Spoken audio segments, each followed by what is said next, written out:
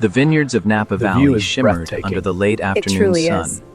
each leaf catching the light like fragments of broken glass scattered across rolling hills that stretched toward distant mountains. The wedding venue sat nestled among these rows of green, a grand estate that looked as though it had been carved from California's finest dreams and planted here among the vines. Inside the hall, crystal chandeliers scattered 1,000 points of light across marble floors polished to mirror shine, while outside, the scent of roses and lavender rode the breeze like perfume from another world entirely. Guests moved about in gowns of silk and suits tailored to precision, holding champagne flutes that sparkled in the golden hour. A quartet of violinists played in the corner, their music weaving delicate threads of romance through the crowd. It was a scene of opulence, the kind of wedding that graced the pages of glossy magazines, where every detail shimmered with the weight of perfection and money spent without question. At the center of it all stood Sophie Chen, luminous in a gown of satin and lace that seemed to glow under the chandeliers. Her veil cascaded behind her like a trail of captured moonlight, and her groom, a respected cardiologist with silver touching his temples, kept her hand firmly in his as photographers swarmed around them. Sophie laughed, radiant, the sound bright and effortless as mountain water over stones. Friends clustered at her side, whispering how lucky she was, how perfect she looked, how charmed her life had always been. On the far edge of the hall, at a table tucked near the wall where shadows gathered despite the chandeliers, sat Victoria Sinclair. She didn't belong at weddings anymore, hadn't for years. But when your longtime executive assistant gets married, you show up, you smile, you write a generous check, and you sit alone, because bringing a date would mean admitting you had someone to bring. Victoria was 48, CEO of Sinclair Properties, and completely, utterly alone. She wore a navy dress elegant in its understatement, with clean lines that spoke of expensive taste tempered by restraint. Yet compared to the extravagance swirling around her, it seemed almost too quiet, a whisper in a room of shouts. Her dark hair was pulled back in a simple twist, a few strands of silver threading through like frost on winter branches. No jewelry except small diamond studs, her father's last gift before he died 20 years ago. Victoria swirled the last sip of wine in her glass and lifted it to her lips, her smile polite and practiced, though inside she felt the familiar ache of being separate. From the next table, 2 women leaned close, their voices pitched just enough to carry over the music and laughter. "Poor Victoria," one whispered, eyes shining with champagne and schadenfreude. "All that money and no one to share it with." The other gave a soft laugh, the kind that cut deeper than intended. "I heard she was married once, divorced 5 years ago. He couldn't handle playing second fiddle to the company." Victoria kept her eyes on her glass, letting the words slip over her like a wave she had learned long ago not to fight. She had no strength left for battles she could never win. It had always been this way. Since she'd built Sinclair Properties into a $2 billion empire, she'd become the woman people whispered about. Successful, but lonely. Powerful, but cold. Rich, but somehow impoverished in all the ways that mattered. She had carved out her life with precision, pouring herself into concrete and steel, into buildings that reshaped San Francisco's skyline. Her father had been a welder at the Oakland shipyards, 30 years of honest labor, hands scarred by metal and fire. He'd saved every penny to buy one small lot in what would become the financial district. Built one building, then another. When he died, he left her a company worth $15 million and drowning in debt. 25 years later, Sinclair Properties was worth $2 billion. But her father's grave sat in a cemetery she hadn't visited in a decade. The old neighborhood in Oakland where she'd grown up, where kids played in streets and everyone knew everyone, she'd cut those ties the moment she could afford a penthouse in Pacific Heights. She'd changed her phone number, stopped returning calls from childhood friends, erased her past like pencil marks on architectural plans. Ashamed. That was the word that haunted her in the dark hours before dawn. Ashamed of her father's calloused hands, of the lunch pail he carried, of the union card in his wallet. She'd wanted to belong in rooms like this, with crystal and champagne and people who'd never worried about mortgage payments or medical bills. And now she sat alone in exactly the room she'd dreamed of, feeling more isolated than she'd ever felt in her father's cramped house in Oakland. The contrast pressed harder as the evening unfolded. On the dance floor, Sophie tossed her bouquet into a circle of eager bridesmaids, their laughter ringing through the hall like bells announcing victory. Victoria stayed seated, her fingers curling around her glass, praying no one would drag her forward into that circle of hope and expectation. When the bouquet was caught by a squealing cousin who shrieked with delight, applause erupted like thunder. Victoria forced a smile, but the hollow weight in her chest only grew heavier, pressing against her ribs until breathing felt like work. She glanced at her phone beneath the table, checking the time with a desperate hope of someone watching minutes crawl toward escape. 8 o'clock, barely halfway through. Far too early to leave without drawing the kind of attention she spent her life avoiding. The violinists shifted into a waltz, and couples streamed onto the polished floor like water finding its natural course. Victoria watched as silk skirts twirled and polished shoes glided, the scene blurring into a watercolor of harmony and romance that felt impossibly distant from where she sat alone. Her heart tightened as she imagined the whispers that might circle even now, invisible but sharp as glass. Look at her, still alone. The CEO who has everything except someone to come home to. The woman who traded love for square footage and profit margins. She pressed her palm flat against the tablecloth, grounding herself in the texture of expensive linen beneath her fingers. She would not cry at her assistant's wedding. Not here, not tonight. Not where anyone could see the cracks she had spent years learning to hide. The scent that brushed past her wasn't cologne. It was machine oil, clean sweat, and something metallic. She glanced up, expecting a waiter. Instead, a man in a Navy work uniform stood there. Morrison HVAC embroidered over the chest pocket in faded white thread.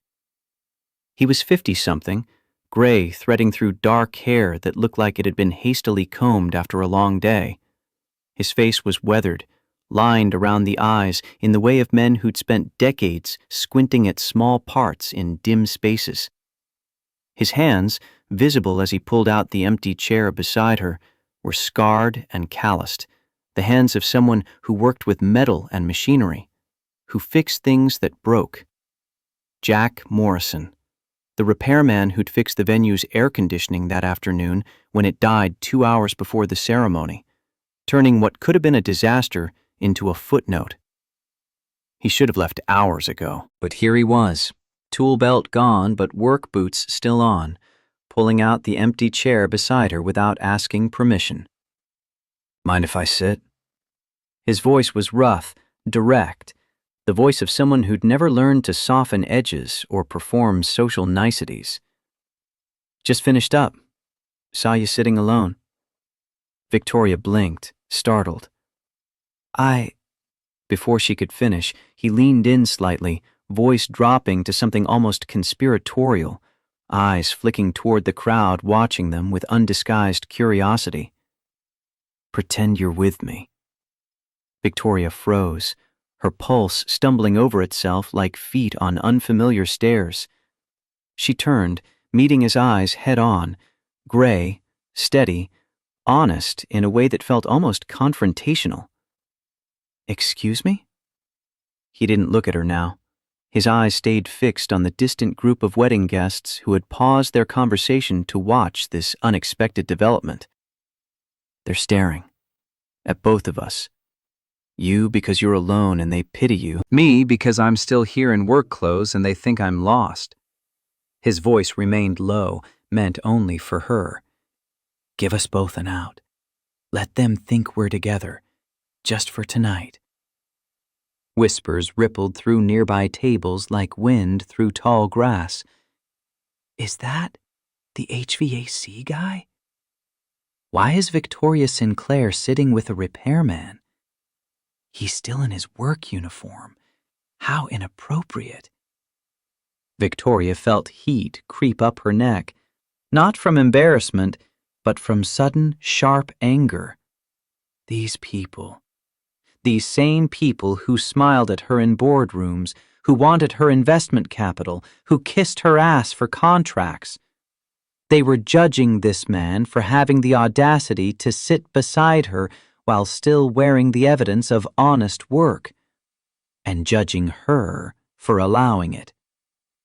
The old Victoria, the one who'd clawed her way up from Oakland, who'd learned to speak their language and wear their clothes and pretend she'd always belonged, would have politely asked him to leave, would have protected her reputation, maintained the carefully constructed walls between her world and his.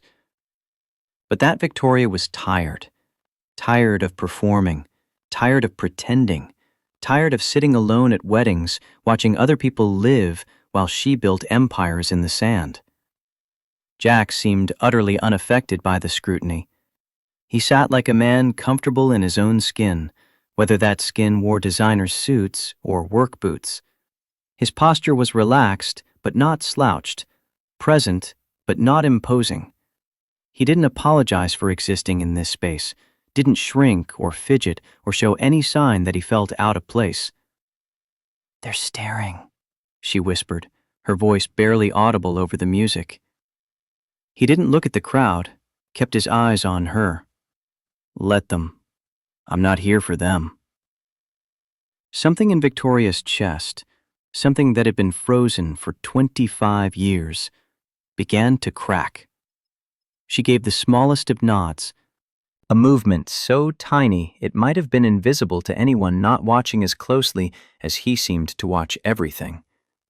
Jack leaned back in his chair, one arm resting casually on the table, his presence so natural it seemed inevitable, as though he had always been meant to sit exactly here. Around them the murmurs grew, speculation buzzing in the air like static before a storm. You're taking a risk, Victoria said quietly. Being seen with me? People will talk. People always talk. Jack's answer was simple, unbothered, usually about things that don't concern them. This will concern them. By Monday morning, every board member I have will know I spent Sophie's wedding sitting with... She paused, searching for words that wouldn't sound condescending. A repairman. He finished for her, no bitterness in his tone, just statement of fact. A guy who fixes air conditioners for a living. Someone who showed up in work clothes because he didn't have time to go home and change after saving their fancy wedding from turning into a sauna. Victoria's lips twitched despite herself. You did save the wedding. I did my job, Jack corrected. There's a difference. The distinction landed with unexpected weight. Victoria had spent decades conflating her work with her worth, her company's success with her own value. But this man drew a clear line between what he did and who he was. His job was fixing things. His worth was something separate, something that didn't require validation from people in expensive suits. A waiter appeared with fresh champagne. Jack waved him off, reaching instead for the water glass. Don't drink, he explained, catching her curious glance. Not since my wife died. Needed to stay clear-headed for my daughter. The simple honesty of it caught Victoria off guard. No elaborate explanation, No apology. Just fact, delivered with the same straightforward directness he brought to everything. I'm sorry, she said, and meant it. About your wife. 3 years ago. Cancer. Jack's voice remained steady, though something in his eyes shifted. Grief that had settled into acceptance but never fully healed. Sarah was 39. We had 15 years together. Not enough, but more than some people get. You have a daughter? Emma, 16. Smart as hell. Wants to study engineering at MIT like her old man did, back when I thought I'd change the world with degrees instead of wrenches. A hint of pride colored his words, mixed with something self-deprecating but not bitter. Victoria found herself leaning forward slightly, drawn in despite herself. You went to MIT? Mechanical engineering, class of 94. Worked at Lockheed Martin for 12 years.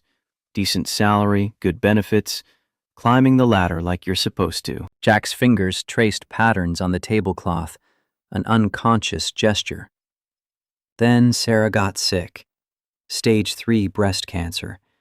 The kind where you either fight with everything you've got, or you give up. He looked up, meeting her eyes directly. Company wanted me traveling, working 60-hour weeks, making myself available for projects that couldn't wait. But Sarah needed someone at appointments, someone to hold her hair when the chemo made her sick, someone to tell Emma it would be okay, even when we both knew it might not be. So you quit. Victoria said it as a statement, not question. So I quit. Cashed out my retirement, used it to start Morrison HVAC. Small jobs, local clients, flexible schedule. Made about half what I'd been making, but I got to be home. Got to be there when Sarah needed me. Got to be a father instead of a paycheck. The words settled between them, heavy with the kind of choice Victoria had never had to make, had never let herself have to make. She'd chosen the company over her marriage, over friendships, over any relationship that demanded more than she was willing to give. And she'd told herself it was worth it, that success justified the sacrifices. But sitting across from this man who'd walked away from career advancement to hold his dying wife's hand, Victoria felt the hollowness of her own victories. She died anyway, Jack continued, voice quiet but steady. 2 years after the diagnosis. But those 2 years, I was there. Every day. Every moment that mattered. Emma had her father. Sarah had her husband. And when she died, I could look in the mirror and know I'd done right by them. That's... Victoria's throat tightened. That's what love looks like. Jack's smile was sad but genuine. Love's not the grand gestures they put in movies. It's pancakes on Sunday mornings. It's showing up even when you're tired. It's choosing the person over the career, over the money, over everything else the world says matters more. Around them, the wedding celebration continued, dancing and laughter and champagne toasts. But at their small table tucked in the shadows, a different kind of intimacy was forming. Not romantic, not yet, but real. Two people who'd spent years building walls, finally acknowledging the cost of those fortifications. You're still wearing your ring, Victoria observed, noticing the simple gold band on his left hand. Jack glanced down at it, turning it slowly with his thumb. Yeah, probably should take it off. 3 years is long enough to grieve, people say. Time to move on. But you haven't found a reason to. He said it simply, without self-pity. Work keeps me busy. Emma needs me focused. And honestly, most women I meet either want a father for their kids or they're looking for someone who can take them to places like this. He gestured at the opulent hall. I'm neither. Victoria understood that feeling, being valued for what you could provide rather than who you were. People want me for my connections, for what Sinclair Properties can do for their portfolios or their careers. No one wants just me. Their loss. Jack's response was immediate, matter-of-fact, as though it were obvious. Victoria laughed, the sound surprised out of her. You don't even know me. I know you're sitting here talking to a repairman at your assistant's wedding instead of networking with the investors I saw circling earlier. That tells me something. It tells you I'm terrible at business networking. It tells me you're lonely. Jack said it gently, without judgment. Same as me. We're both sitting at this wedding watching other people celebrate love while we're... He trailed off, searching for words. Existing, Victoria finished. Not living. Just existing. Yeah, Jack nodded. That. The violinists shifted into a waltz, and couples streamed onto the polished floor. Victoria watched them with the same detached observation she might bring to analyzing a quarterly report, noting patterns, identifying dynamics, keeping herself separate from the emotion of it all. Jack stood suddenly, extending his hand toward her. Dance with me. Victoria's breath caught. I don't dance. Not anymore. Neither do I. Haven't since Sarah died. But sitting here watching everyone else isn't working for either of us. His hand remained extended, steady and patient. Let them stare. Let them gossip. Let's give them something real to talk about instead of sad speculation. Against every instinct screaming that this was madness, that Monday morning's board meeting would be brutal, that she was risking her carefully maintained reputation, Victoria placed her hand in his. His grip was rough with calluses, warm and solid.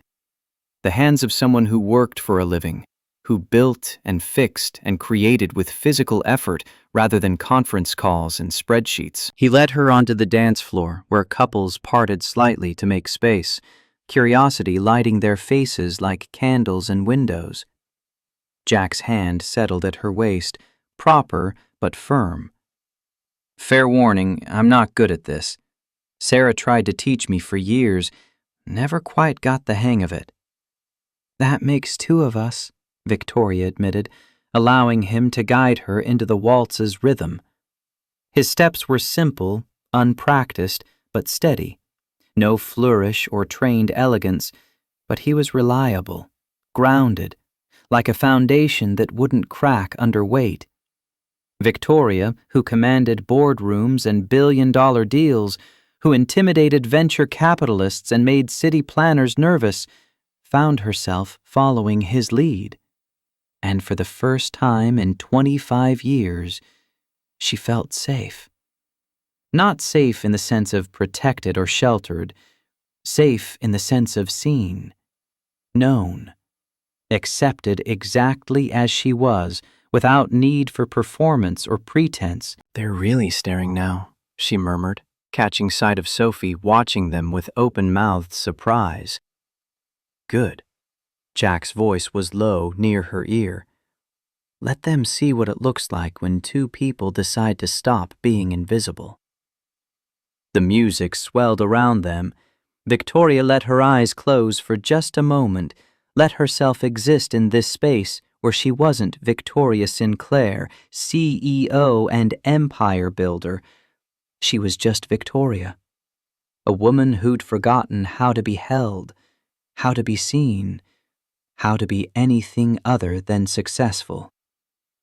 When the song ended, Jack didn't release her immediately. He looked at her with those steady gray eyes and said quietly, "Thank you." For what? For saying yes. For taking a chance on the guy in work boots. His smile was slight but genuine.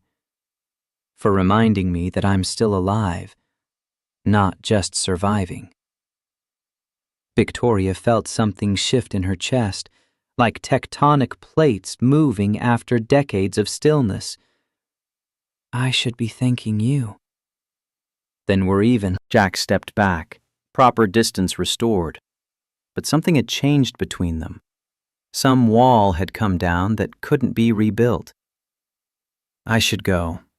Emma's waiting up. She always does when I work late. Worries about her old man. Of course.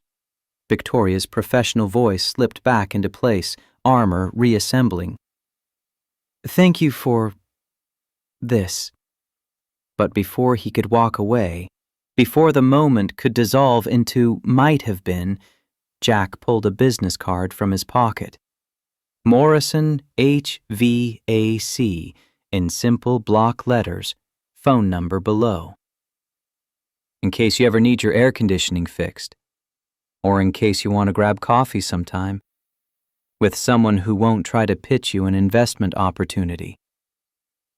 Victoria took the card, feeling the slight oil stain on one corner, the worn edges that spoke of a card carried in working pockets rather than pristine card holders. I don't drink coffee with repairmen. Good thing I don't drink coffee with CEOs. Jack's eyes glinted with quiet humor. But I do drink it with interesting people. And Victoria, you're a hell of a lot more interesting than you let anyone see. He walked away then, work boots scuffing slightly on the polished marble, moving through the crowd that parted for him, not with deference, but with curiosity. Victoria watched him go, the business card warm in her palm, and realized she was smiling. Really smiling, for the first time in years. She returned to her table on legs that felt uncertain, her heart still beating slightly faster than normal. Sophie appeared moments later, eyes wide with questions barely contained. Victoria, who was that? The man who fixed your air conditioning. Victoria's voice was calm, giving nothing away. I know that. I mean, why was he sitting with you? Why were you dancing? Sophie's tone carried no judgment, only genuine curiosity born of years working together. Victoria looked at her assistant, no, her friend, if she was honest, and decided truth was easier than fiction. Because I was lonely, and so was he. And for a few minutes, we were less lonely together. Sophie's expression softened. He seems normal. In a good way. He is, Victoria agreed. Completely, utterly normal. It's terrifying. After Sophie drifted back to her new husband, Victoria sat alone again. But the quality of her solitude had changed. The room no longer felt hostile, the whispers no longer sharp. She'd done something unexpected, something that didn't fit the carefully constructed image of Victoria Sinclair, Ice Queen, CEO. And the world hadn't ended. The evening wound down. Guests filtered toward exits in clusters of silk and expensive cologne. Victoria made her polite goodbyes, wrote another generous check for the honeymoon fund, and stepped out into the cool Napa Valley night. Her driver waited by the car, professional and discreet. But before she could reach it, her phone buzzed. Unknown number. She almost ignored it, but something made her answer. Ms. Sinclair? Jack Morrison. His voice was clear over the line. Just wanted to make sure you got home safe. Napa can be tricky at night if you're not used to the roads. Victoria stopped walking. I have a driver. I figured, but I also figured no one probably checks on you. Everyone assumes powerful people don't need checking on. A pause. But everyone needs someone to call and make sure they got home safe. Even CEOs. The simple kindness of it made her throat tight. That's thoughtful. It's basic human decency. But I'm finding that's pretty rare in your world. No judgment in his tone, just observation. It's rare in any world, Victoria said quietly. Maybe, but it shouldn't be. Jack's voice carried conviction. Anyway, I'll let you go. Just wanted to say tonight was unexpected, in a good way. For me too. Then maybe we'll do the unexpected again sometime. Maybe we will. After he hung up, Victoria stood in the parking lot for a long moment, phone in hand, feeling something she hadn't felt in years. Hope. Small and fragile, but undeniably there. Hope that maybe her life wasn't set in stone, that maybe the walls she'd built could come down, that maybe, just maybe, there was a version of herself who could be successful and connected, powerful and vulnerable, a CEO and a woman who laughed at her assistant's wedding with a repairman in work boots. The drive back to San Francisco took 2 hours. Victoria spent it staring out the window at dark vineyards rolling past, thinking about calloused hands and honest eyes, and a man who'd quit a 6-figure job to make pancakes for his dying wife. She thought about her father, dead 20 years, buried in a cemetery she'd avoided, because seeing his gravestone meant confronting everything she'd left behind. She thought about the girl she'd been, daughter of a welder, growing up in a cramped house in Oakland, embarrassed by her father's lunch pail and union card. She'd spent 25 years running from that girl. And tonight, sitting with Jack Morrison, she'd felt closer to her than she'd been in decades. By the time the car pulled up to her Pacific Heights penthouse, 3,000 square feet of glass and steel overlooking the bay, Victoria had made a decision. Monday morning, she would do what she'd been avoiding for 10 years. She would visit her father's grave. 3 days later, Victoria stood at her corner office window, 48 floors above San Francisco, watching fog roll in from the Pacific like an invading army of ghosts. Below, the city sprawled in all directions. Buildings she'd developed, deals she'd closed, an empire she'd built from her father's legacy and her own relentless drive.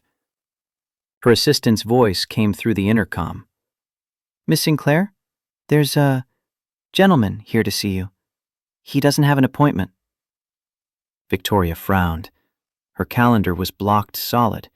3 board meetings, 2 conference calls, lunch with investors from Singapore. "I don't have time for walk-ins. Ask him to schedule through proper channels." A pause. "He says his name is Jack Morrison. Says you gave him your card." Victoria's hand stilled on her coffee cup. "I didn't give him my card. He gave me his." Another pause, longer this time.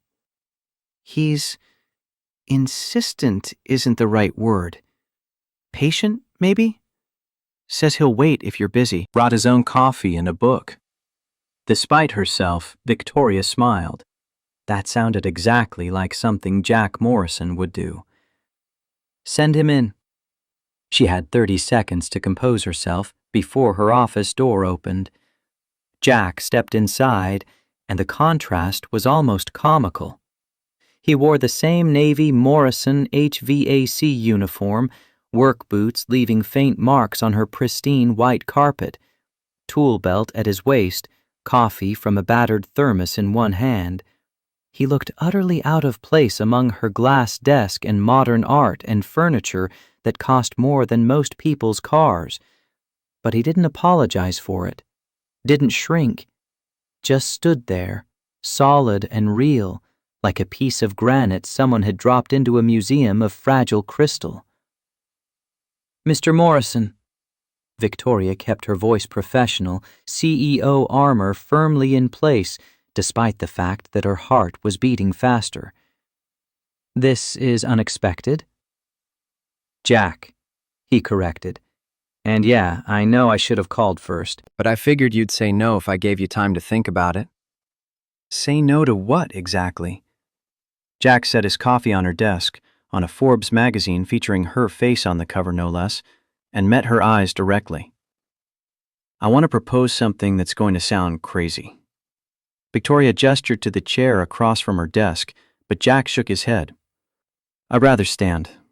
Sitting in fancy offices makes me nervous. You don't look nervous. I'm good at hiding it. His slight smile said he knew she was too. Here's the thing, Miss Sinclair. Victoria, she interrupted. If you're Jack, I'm Victoria. Victoria. The name sounded different in his voice, less formal, more real. That wedding.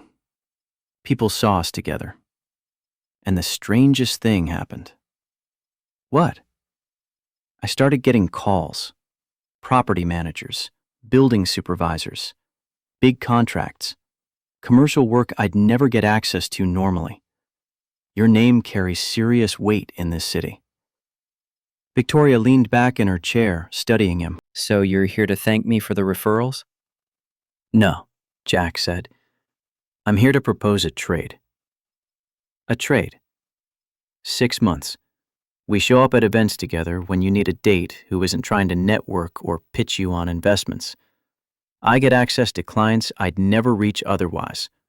It's mutually beneficial. Clean business arrangement.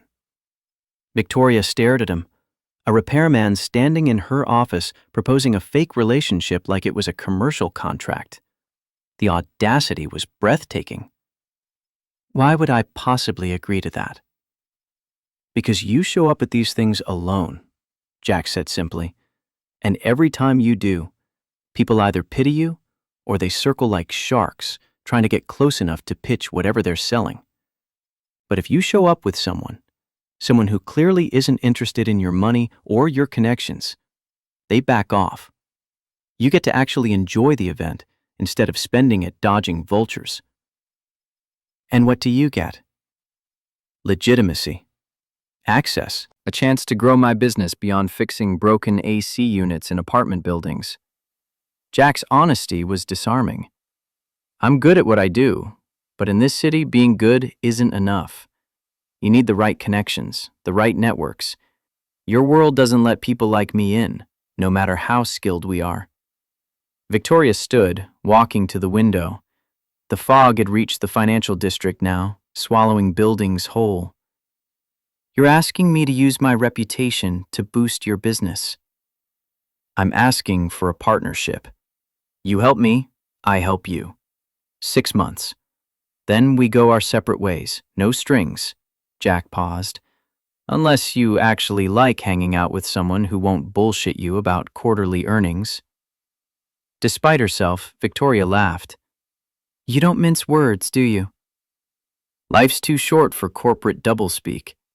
Jack moved to stand beside her at the window, keeping respectful distance. My wife died when she was 39. Taught me that time's the only thing we can't get back, so I don't waste it pretending to be something I'm not. And what are you? Victoria asked, genuinely curious. A 52-year-old widower who fixes air conditioners and makes pancakes for his daughter on Sunday mornings. A guy who thought he'd change the world with engineering degrees, but ended up changing it with honest work instead. Someone who's probably punching way above his weight class, even suggesting this to you. Victoria turned to face him fully. Why me? Out of all the wealthy, connected people at that wedding, why approach me? Jack's answer was simple, devastating in its honesty. Because when I sat down next to you, you didn't look at me like I was the help. You looked at me like I was a person. And because you were the only other person in that room who looked as lonely as I felt. The words hit harder than any business proposal ever had. Victoria had spent 25 years being the Ice Queen CEO untouchable and unreachable. And this man had seen through it in 5 minutes. I have conditions, she heard herself say, surprising herself with the decision even as she made it. Name them. I can walk away whenever I choose. No questions, no pressure. Agreed. This stays professional. We're not actually dating. We're business partners who happen to attend events together. Makes sense? And you don't tell anyone the arrangement is fake. If this works, it only works if people believe it. Jack extended his hand. You've got a deal. Victoria looked at his hand, scarred, calloused, honest, and then at her own, perfectly manicured, soft from years of avoiding physical labor. 2 different worlds, 2 different lives. She placed her hand in his. His grip was firm, warm, solid. The handshake of someone whose word meant something, who didn't need contracts or lawyers to honor a promise. 6 months, Victoria said. 6 months, Jack agreed. Starting with whatever you've got coming up next. I have a charity gala this Saturday. Art museum, black tie. Jack didn't even blink. I'll need to rent a tux. I'll rent my own tux, Jack interrupted gently. If we're doing this, I pay my own way. Otherwise, it's not a partnership, it's charity. And I don't do charity. Victoria found herself respecting that more than she could articulate. Saturday, then. 7 o'clock. I'll pick you up. You don't know where I live. Jack pulled out his phone. Then you'd better give me your address. After he left, work boots scuffing her expensive carpet, tool belt jingling slightly, Victoria stood at her window for a long time. Below, San Francisco sprawled in every direction. Her city, her empire, her carefully constructed world, and somehow a repairman from Oakland had just walked into it and changed everything. She pulled out Jack's business card, worn and oil-stained, and placed it carefully in her desk drawer. 6 months. What could possibly go wrong? Saturday arrived wrapped in the kind of perfect San Francisco evening that made tourists fall in love with the city. Cool air, clear skies, the Golden Gate Bridge glowing rust red in the distance. Victoria stood in front of her bedroom mirror, adjusting the drape of her black gown for the 3rd time, and tried to ignore the unfamiliar flutter of nerves in her stomach. She was Victoria Sinclair. She'd negotiated billion-dollar deals without breaking a sweat, stared down hostile takeover attempts, faced down boards of directors who thought a woman had no business running her father's company. A charity gala should be nothing. But this wasn't just a gala. This was the first public appearance with Jack Morrison, and every socialite, investor, and board member in San Francisco would be watching, judging, speculating. Her phone buzzed. Jack. Downstairs. No rush. Victoria glanced at the clock. 7 exactly. Of course he was punctual. The kind of man who showed up when he said he would, not fashionably late to demonstrate importance.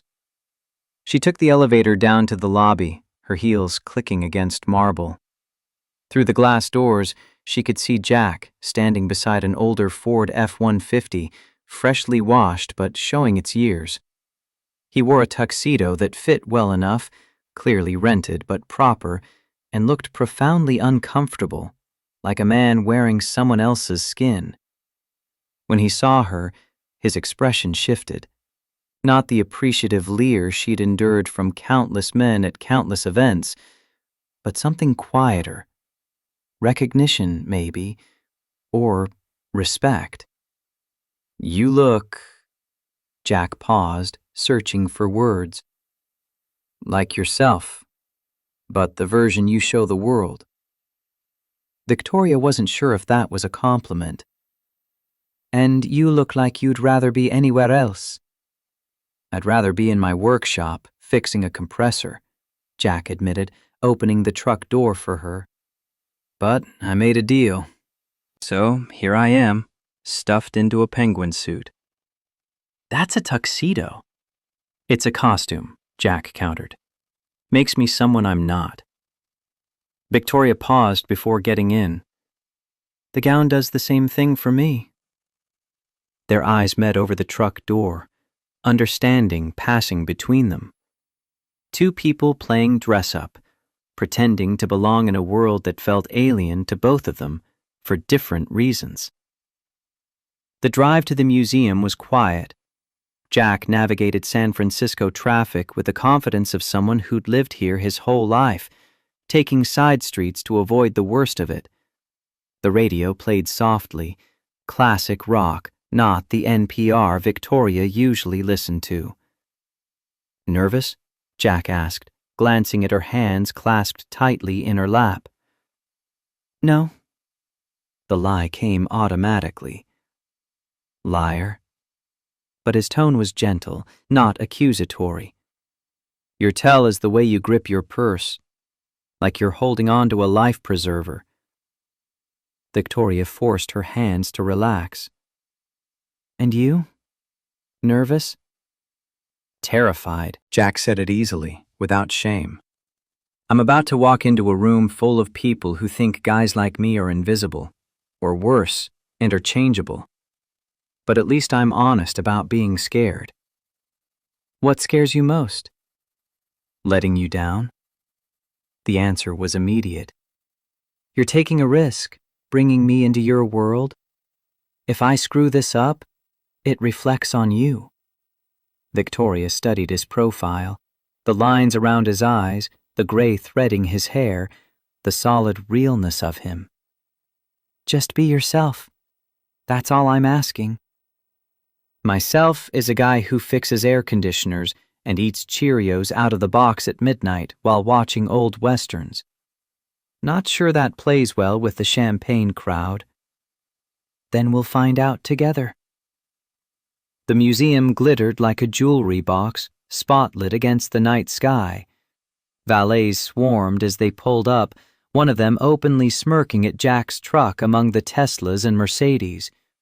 Jack handed over the keys without comment, then offered Victoria his arm. Ready? His voice was steady, despite his admitted fear. No. Victoria placed her hand in the crook of his elbow. But let's do it anyway. They walked up the marble steps together, and Victoria felt every eye in the crowd tracking their movement. The whispers started immediately. Is that Victoria Sinclair? Who's the man with her? I don't recognize him. New money? Jack heard them too. She could tell from the slight tension in his arm, but his expression remained neutral. Not cocky, not defensive, just present. Inside, the museum had been transformed into a glittering showcase of San Francisco wealth. Crystal chandeliers hung from vaulted ceilings, champagne flowed like water, and string quartets played in corners while people in designer clothes made conversation that sounded profound but meant nothing. Victoria navigated them through the crowd with practiced ease, stopping to greet board members and major donors. She introduced Jack simply. Jack Morrison, a friend. Not boyfriend, not partner, just friend. It was enough to make people curious, but not enough to invite invasive questions. The first real test came when Richard Hayes appeared, Victoria's VP and longtime rival for control of Sinclair Properties. Richard was 50, handsome in the way of men who paid expensive trainers and dermatologists, his tuxedo custom-tailored, and his smile sharp as a blade. Victoria. His voice was smooth, practiced. How unexpected to see you here. I thought you were skipping this year's gala. Plans changed. Victoria's tone matched his. Pleasant surface with steel underneath. Richard's eyes slid to Jack, assessment cold and quick. And you've brought a guest. How democratic of you." Jack extended his hand before Victoria could respond. "Jack Morrison." Richard took it reluctantly, and Victoria saw his expression flicker when he felt Jack's calloused grip. "Richard Hayes, VP at Sinclair Properties." He dropped Jack's hand quickly. "What do you do, Mr. Morrison?" "I fix air conditioners." Jack's answer was direct, unapologetic. The silence that followed was electric. Richard's smile froze. Nearby conversations stuttered. This was not the answer anyone expected. Not from a man standing beside Victoria Sinclair at San Francisco's most exclusive charity gala. "How interesting." Richard's tone made clear he found it anything but. "And how did you two meet?" "Victoria's assistant's wedding," Jack replied before Victoria could deflect. "The venue's AC died 2 hours before the ceremony. I fixed it, stayed for the reception. We got to talking." "You attended as a guest?" Richard's incredulity was barely masked. "I attended as the guy who kept 300 people from sweating through their formal wear." Jack's voice remained even. "Victoria and I happened to sit together. Turned out we had more in common than either of us expected." Richard looked between them, clearly trying to process this information and failing. "Well, how refreshing." "Victoria, I need to speak with you about the Harbor Point development. Privately." "Monday morning." Victoria's voice was firm. "Tonight's personal time." "Of course." Richard's smile didn't reach his eyes. "Enjoy your evening." After he walked away, Jack exhaled slowly. "That guy hates me." "That guy hates everyone," Victoria corrected. "But yes, you especially now." "Because I'm not rich? Because I work with my hands?"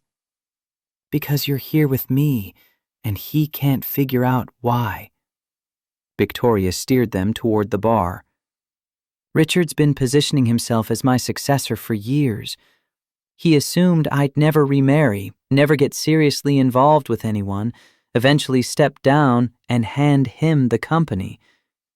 You're a complication he didn't anticipate." "I'm not actually a complication. This is fake, remember?"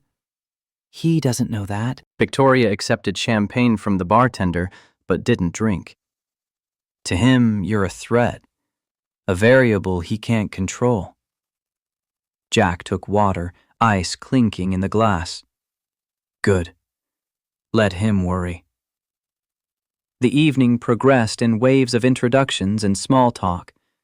Jack handled himself better than Victoria expected, not trying to pretend he belonged, but not apologizing for his presence either. When people asked what he did, he told them.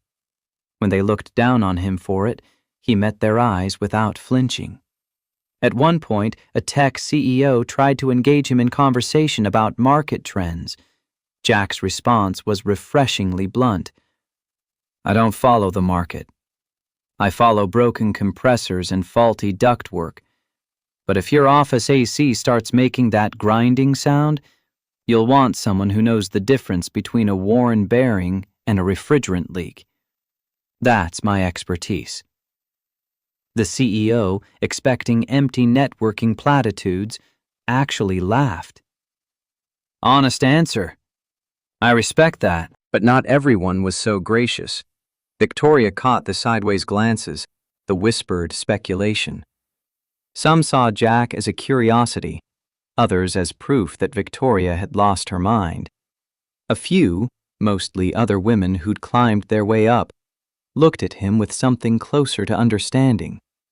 They knew what it meant to not quite fit, to have to justify your presence in rooms where others belonged by birth or marriage or money. Halfway through the evening, Victoria excused herself to the restroom.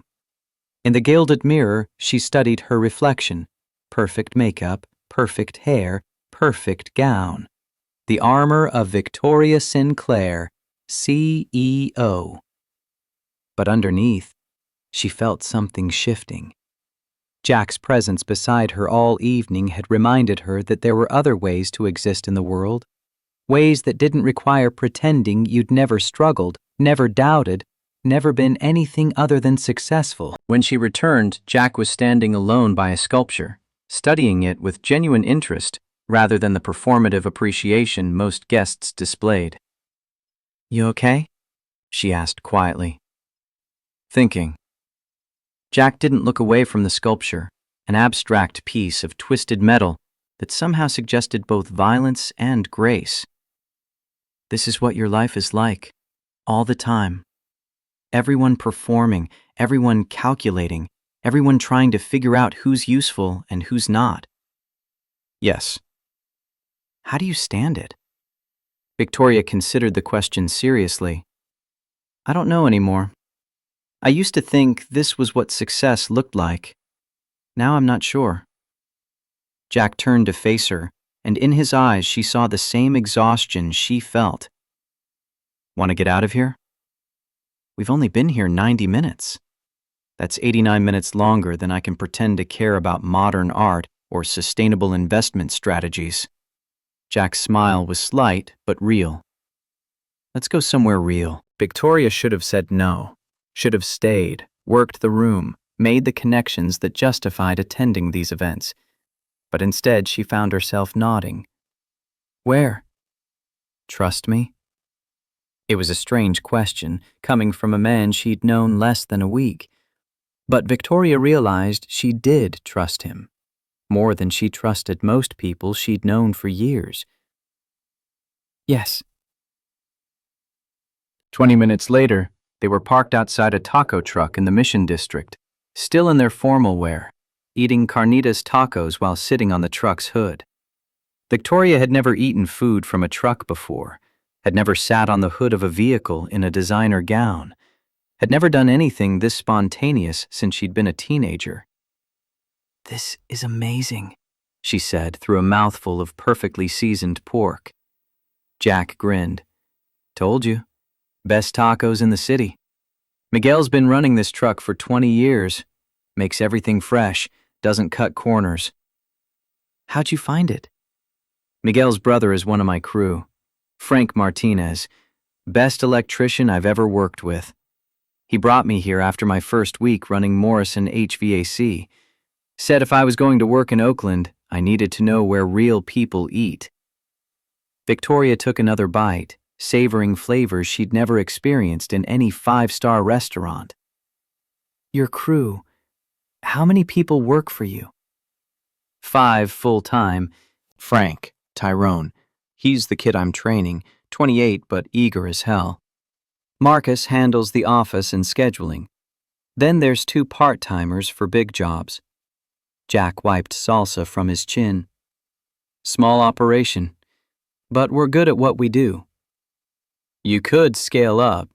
With the right backing, Morrison HVAC could be franchised across the state. Jack shook his head. That's your world thinking. Bigger, faster, more. But I don't want an empire. I want to do good work, pay my people fair wages, and be home for dinner with Emma. If I scale up, I lose that. Become a manager instead of a technician, spend my time in meetings instead of fixing things. Don't you want to grow? I want to matter, Jack corrected. There's a difference. I've got clients who trust me. Mrs. Rodriguez, 80 years old, calls me every winter when her heater acts up. I fix it for free because her pension doesn't stretch far enough. Mr. Shan owns a grocery store. I keep his walk-in coolers running because if they die, he loses inventory he can't afford to replace. That matters more to me than having my name on trucks across California. Victoria set down her taco, something heavy settling in her chest. I've spent 25 years scaling up. Every year, bigger buildings, bigger deals, more properties. I thought that's what my father would want. What did your father want? The question caught her off guard. He wanted to build something that lasted, something that mattered. And have you? Victoria looked at the taco truck, at Miguel serving customers with the same care he'd probably shown for 20 years, at the mission district around them, alive with real people living real lives. Then she thought of her glass tower, her corner office, her empire of concrete and steel. I don't know. The admission hurt. I've built something big, but I'm not sure it matters. Not the way my father's work mattered. Jack was quiet for a moment. Your dad was a welder, right? At the shipyards, 30 years. Bet he was good at it. The best. Victoria felt the old pride buried under years of shame. He could weld anything. They called him in for the tricky jobs, the ones that mattered. He took pride in that. And when he died, you took over his company. One building, 15 million in debt. Everyone said I should sell, take what I could get, move on. Victoria's hands clenched. But I couldn't. It was all I had left of him. So you saved it, turned it into something huge. Yes. But you also cut ties with everything else he was. His neighborhood, his friends, his world. The words landed like blows, gentle but devastating. I was ashamed. Victoria's voice cracked. Of his lunch pail, his work clothes, the way he talked. I wanted to belong in rooms like that gala, wanted people to forget I came from Oakland, from a welder's daughter. So I erased him, changed everything about myself until Victoria Sinclair, CEO, was all that was left. And now? Now I'm 48, and I haven't visited his grave in 10 years. Haven't seen the old neighborhood in longer. Built an empire on his legacy while pretending he never existed. Tears threatened, unexpected and unwelcome. What kind of daughter does that? Jack's hand covered hers, warm and solid. The kind who got scared, who thought success meant leaving everything behind. His voice was gentle. But you can go back. Not to who you were. You can't undo 25 years. But to what mattered. How? Start small. Visit his grave. Walk through the old neighborhood. Remember why he built that first building. Jack paused. And maybe stop being ashamed of where you came from. Victoria looked at their joined hands, his scarred and calloused, hers smooth and manicured. Two different worlds. But maybe that was the point. Maybe she needed someone from outside her carefully constructed reality to remind her of what she'd lost in building it. Will you come with me? The question escaped before she could stop it. Tomorrow, to the cemetery. Jack squeezed her hand once. Yeah, I'll come.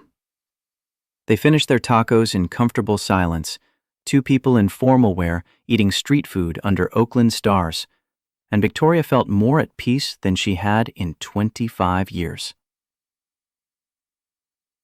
Sunday morning arrived cool and gray, fog clinging to the Bay Area like a blanket refusing to lift.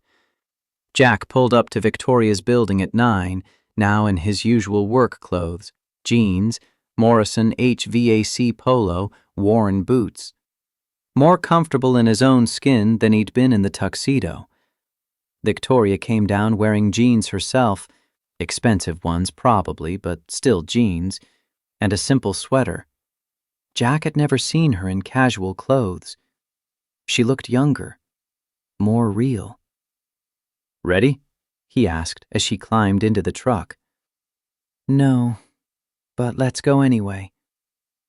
Mountain View Cemetery sprawled across Oakland Hills, old oaks providing shade for graves that dated back to the gold rush. Victoria directed Jack to a section overlooking the bay, where markers were simpler, less ostentatious. Working-class plots for working-class people. They walked across grass still wet with dew. Victoria stopped in front of a simple granite headstone. James Sinclair, 1945 to 2005. Loving father, skilled craftsman. Victoria stood frozen, staring at the name she'd spent years trying to forget. Jack stayed a few feet back, giving her space but remaining present. He'd done this before, stood at Sarah's grave countless times, sometimes talking, sometimes silent, always trying to bridge the gap between living and dead. I don't know what to say to him. Victoria's voice was barely audible. Start with the truth. Victoria knelt, her jeans dampening from wet grass. She traced her father's name with trembling fingers. Hi, Dad. The words came haltingly. It's been too long. I'm sorry. I'm so sorry. Tears came then, ugly and honest, years of grief and shame finally breaking through. I was ashamed of you, of myself, of where we came from. I thought I had to erase everything to succeed. Thought people would respect me more if they didn't know my father wore steel-toed boots and carried a lunch pail. Jack moved closer, close enough to be present, but not intrusive. But I was wrong. Victoria's voice strengthened. You were worth 10 of the people I've spent 25 years trying to impress. You built with your hands. You were honest. You mattered to the people around you. She wiped tears with the back of her hand. I built Sinclair Properties into something huge. $2 billion. 47 buildings across the state. Everyone knows the name. A bitter laugh. But I'm not sure you'd be proud. I'm not sure I am. Wind rustled through the oaks. Victoria sat back on her heels. I met someone, a repairman, works with his hands like you did. He reminded me that success isn't about how much you build or how far you climb. It's about whether you matter, whether you show up for people. She touched the headstone again. I'm going to try to do better, Dad. Try to remember what you taught me before I got too busy being successful to listen. Jack knelt beside her, his presence solid and grounding. He didn't speak, didn't offer platitudes, just was there. After a long moment, Victoria stood. Thank you for coming. Where to now? Victoria looked out over Oakland, spread below them, the neighborhood where she'd grown up visible in the distance, where her father had worked and lived and built his small empire of honest labor. Home, she said. My real home. I want to see it again. The neighborhood had changed in the years since Victoria left. Gentrification creeping in. Some houses renovated while others still showed their age. But the bones remained the same. The park where she'd played. The bodega on the corner. The house where she'd grown up, now painted different colors but still standing. Jack parked across the street. Want to knock? See who lives there now? No. Victoria stared at the house, memories flooding back. I just needed to see it, to remember it existed. What do you remember most? Sunday dinners. Dad would come home from the shipyard, hands still smelling like metal despite how hard he scrubbed. Mom would make tamales, her family recipe. We'd eat at the kitchen table, and Dad would tell stories about his week. Problems he'd solved, things he'd fixed. Victoria smiled. He made it sound like art, the precision of a perfect weld, the satisfaction of fixing something everyone else said was impossible.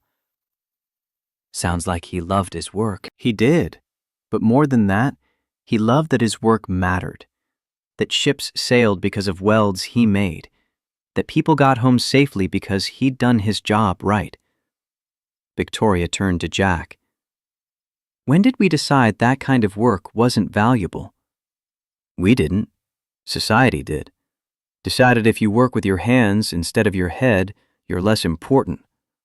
Jack's voice carried old frustration. Like there's some hierarchy where people who fix things are worth less than people who manage the people who fix things. That's bullshit. Jack's eyebrows rose. First time I've heard you curse. It is bullshit, Victoria repeated stronger. My father built more value with his hands than most executives build with their spreadsheets. You keep more of San Francisco running than half the tech CEOs in that gala last night. But our world doesn't acknowledge that. No, it doesn't. They sat in silence, watching the old neighborhood wake up. A mother walked her kids to the corner store. An elderly man tended his garden. Life happening in small, important ways. Victoria's phone buzzed. Text from Richard Hayes. Board meeting Monday, 9 a.m. Harbor Point decision. Be there. The real world intruding on this moment of clarity.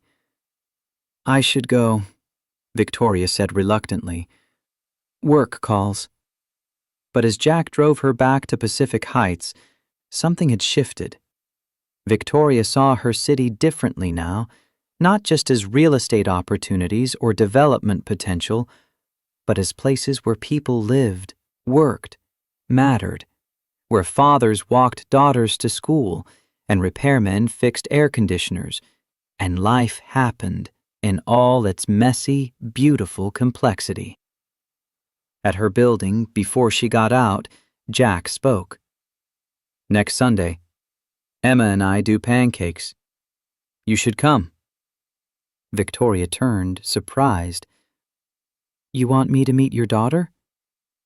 I want you to remember what Sunday mornings are supposed to feel like. Jack's smile was slight. Besides, Emma's been asking about the woman I went to a fancy gala with. Easier to introduce you than keep dodging questions. What have you told her? The truth? That I made a deal with someone who needed a +1. That it's temporary. That you're... He paused, searching for words. That you're... interesting. And different from what I expected. Is that good? Yeah. Jack's voice was certain. That's good. Victoria found herself smiling. Sunday pancakes. What time? 9. And Victoria, don't bring expensive wine or try to impress. Just show up. I can do that. But as she rode the elevator to her penthouse, Victoria wondered if she actually could. Showing up as herself, not as CEO, not as successful businesswoman, just as Victoria, felt more terrifying than any board meeting or hostile takeover. Her penthouse greeted her with its usual sterile perfection.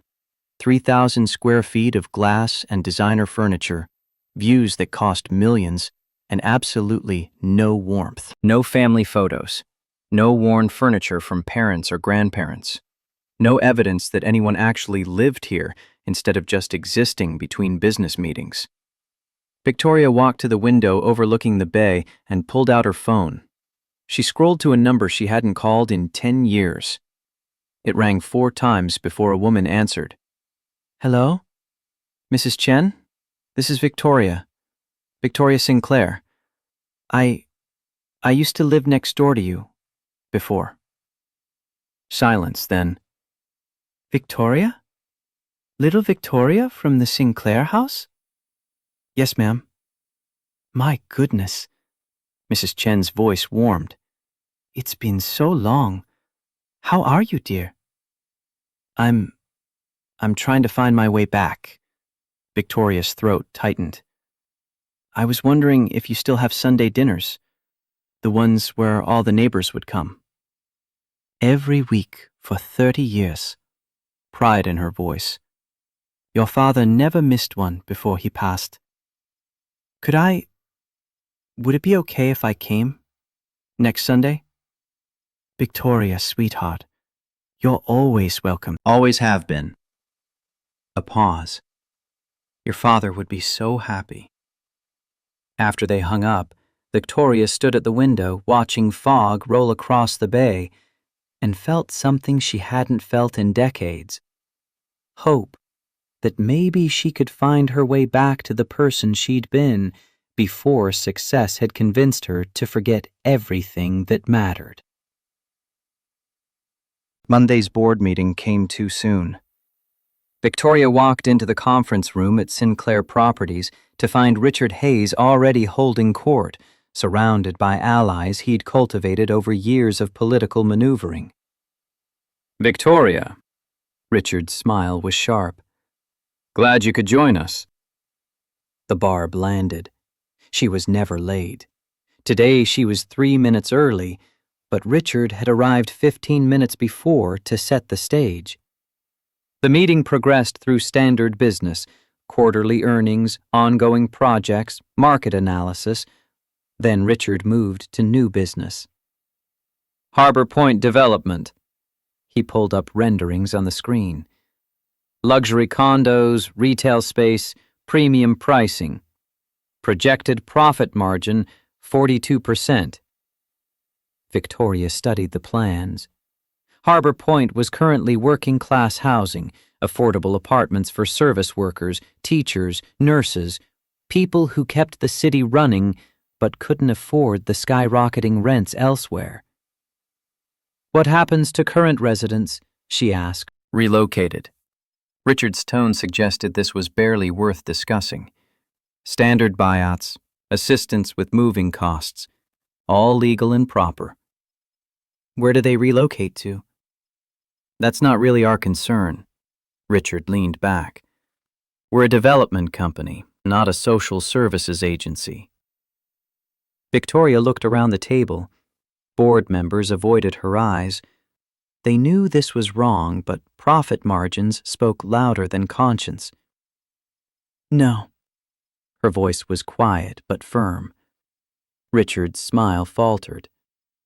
No? Harbor Point stays as is. We maintain the current affordable housing. No luxury development. Victoria, with all due respect, that's leaving $40 million on the table. Then we leave it. Victoria met his gaze. Sinclair Properties was built by a man who believed buildings should serve communities, not just investors. Harbor Point serves a community. We're not displacing them for profit. Your father built one building. Richard's voice hardened. You built 47. Don't invoke his memory to justify poor business decisions. The room went silent. Richard had crossed a line, and everyone knew it. Victoria stood slowly. My father built something that mattered. I've built something big. There's a difference, and I'm only now understanding it. She gathered her materials. Harbor Point is not for sale, not for development. If this board wants to overrule me, you're welcome to try. But I own 51%, and I'm voting no. She walked out, leaving Richard fuming and board members whispering. In her office, Victoria's hands shook slightly. Standing up to Richard felt good, but it had consequences. He'd retaliate somehow. He always did. Her phone buzzed. Jack. How'd it go? Victoria smiled despite the tension. I'll tell you Sunday. Over pancakes. That good or that bad? Both. Definitely both. The week passed in a blur of work and small rebellions. Victoria left the office at 6 every evening, unprecedented for her. She ate lunch away from her desk, She said no to 3 networking dinners. Her assistant, Sophie, noticed. "Are you feeling okay? You're acting different." "I'm feeling better than I have in years," Victoria replied. "Maybe different is good." Sunday morning, Victoria stood outside Jack's house in Oakland. Modest 3-bedroom, paint fading, lawn that needed mowing, basketball hoop missing its net, and felt more nervous than she'd been at any gala or board meeting. This was real. No performance, no armor, just showing up as herself. She knocked. Emma opened the door, 16, sharp-eyed, wearing jeans and a MIT sweatshirt, clearly aspirational. "Miss Sinclair, come in." "Victoria, please." "Victoria." Emma grinned. "Dad's in the kitchen. Fair warning, he takes pancakes very seriously, like thermometer in the griddle seriously." The house smelled like butter and vanilla, warmth and effort. Family photos lined the hallway, Jack younger and smiling, a woman with kind eyes who must have been Sarah, Emma at various ages. Furniture was comfortable rather than expensive, chosen for use rather than impression. Jack stood at the stove in jeans and a faded MIT sweatshirt, flipping pancakes with focused intensity. He looked up when Victoria entered, and something in his expression shifted, softer, more open. "You came," as though there had been doubt. "You invited me." Victoria set down her purse, suddenly nervous. "What can I do to help?" "Sit. Talk to Emma. Let me show off." Breakfast unfolded with surprising ease. Jack served perfect pancakes, golden, fluffy, with a hint of vanilla. Emma dominated conversation with stories about her AP physics class and the solar-powered air conditioning system she was building for the science fair. "So you're an engineer too?" Victoria asked. "Wanna be. MIT, like Dad." Emma's eyes shone with ambition. "Renewable energy systems. Climate change isn't going to fix itself." "Your father must be proud." "He is." Emma glanced at Jack with obvious affection. "Even though I'm probably going to make him broke with tuition." "You're getting scholarships," Jack said firmly. "Your grades in that science project? MIT will pay you to attend." The easy confidence between them made Victoria's chest tight. This was what family looked like. Not the sterile perfection of her penthouse, but the messy warmth of people who belonged to each other. After breakfast, Emma excused herself to study. Jack and Victoria washed dishes side by side, falling into rhythm. She washed, he dried. "Emma's amazing," Victoria said. "She is." Pride colored Jack's voice. "Sarah's daughter through and through. Smart, driven, kind." "She has you too. That counts." Jack smiled. "I just try not to mess it up." They worked in comfortable silence until Victoria asked the question that had been bothering her all week. "At the gala, when people looked down on you, how did you not let it matter?" Jack set down the dish towel, considering. "Because I know my worth. Not what society says I'm worth, but what I actually contribute. I keep buildings running. I keep people comfortable. When Mrs. Rodriguez's heater breaks in January, I'm the one who makes sure she doesn't freeze. That matters more than impressing people at galas." "I've spent 25 years trying to impress people," Victoria admitted. "To prove I belonged, that I wasn't just some welder's daughter who got lucky." "And are you happy?" The question was simple, devastating. "No." "Then maybe stop trying to impress people who don't matter and start mattering to people who need you."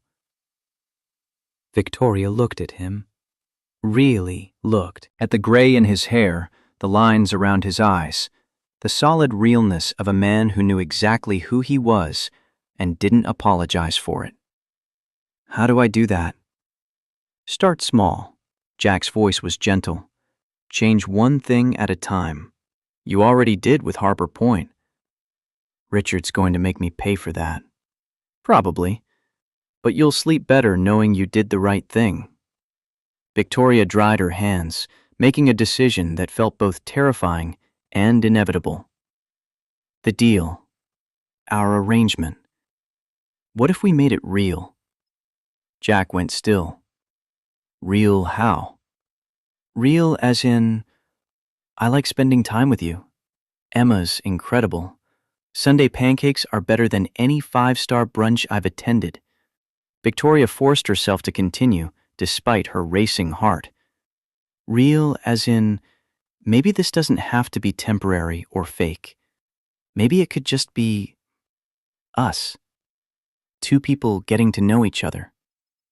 Jack studied her for a long moment. Victoria, I'm 52. I fix air conditioners. I live in a house that needs work and drive a truck older than some of my tools. I can't give you penthouses or private jets or any of the things you're used to. I don't want those things. Victoria realized, as she said it, that it was true. I want Sunday pancakes. I want someone who sees me, not my company or my bank account. I want real instead of performed.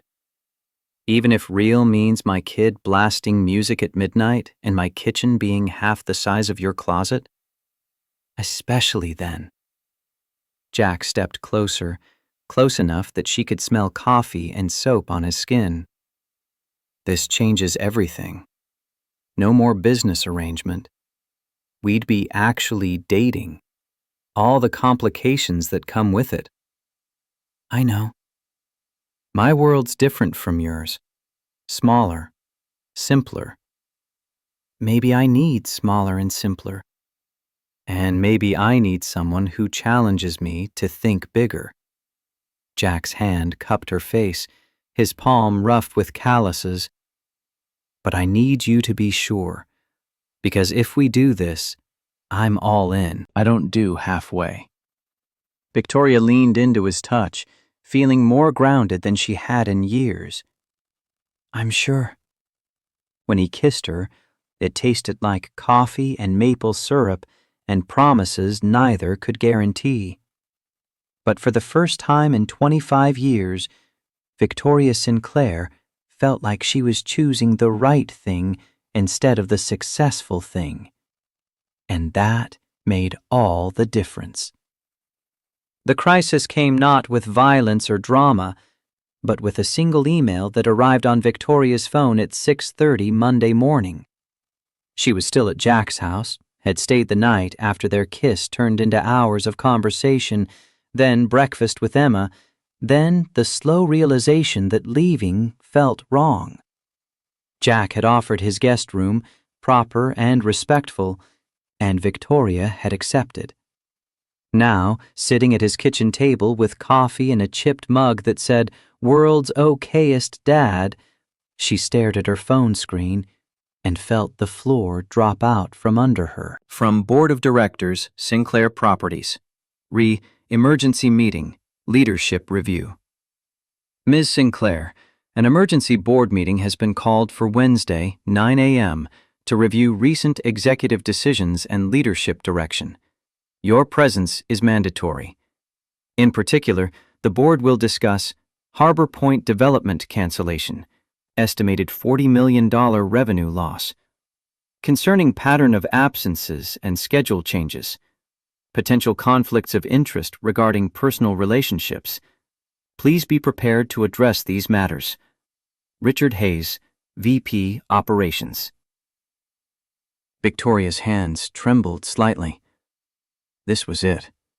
Richard's retaliation. He'd spent the weekend building his case, rallying board members, preparing to challenge her authority. Bad news? Jack appeared in the doorway, hair still damp from the shower, wearing fresh work clothes. Victoria handed him the phone wordlessly. Jack read, his expression darkening. He's going after you because of me. He's going after me because I said no to Harbor Point. You're just convenient ammunition. Victoria took her phone back. Conflicts of interest. That's code for the CEO is dating a repairman and has lost her mind. You want me to disappear? Make this easier? No. The answer was immediate, fierce. I'm not ashamed of you. Of us. But your company is mine. 51%. They can question my decisions all they want, but they can't remove me unless I choose to step down. Victoria's jaw set. And I'm not stepping down. Jack sat across from her, his presence solid and grounding. What do you need? I need to fight. But not the way I've been fighting for 25 years, with spreadsheets and market analysis and cold logic. Victoria met his eyes. I need to fight for what actually matters. And I need help figuring out what that is. Then let's figure it out together. The next 2 days blurred into preparation. Victoria pulled financial records, development plans, impact studies. But she also did something unprecedented. She visited Harbor Point. The complex sat in East Oakland, 12 buildings housing 240 families, teachers, nurses, bus drivers, grocery store workers, people who kept the city running but couldn't afford the skyrocketing rents elsewhere. Victoria walked through the courtyard where kids played basketball and elderly residents tended small gardens. She knocked on doors, introduced herself, listened to stories. Mrs. Chen, no relation to her childhood neighbor, but the same generation, the same weathered kindness, invited her in for tea. My husband drove buses for 40 years. Mrs. Chen poured from a pot that had seen decades of use. We saved enough to retire here. Small apartment, but it's ours. Our grandchildren visit on weekends.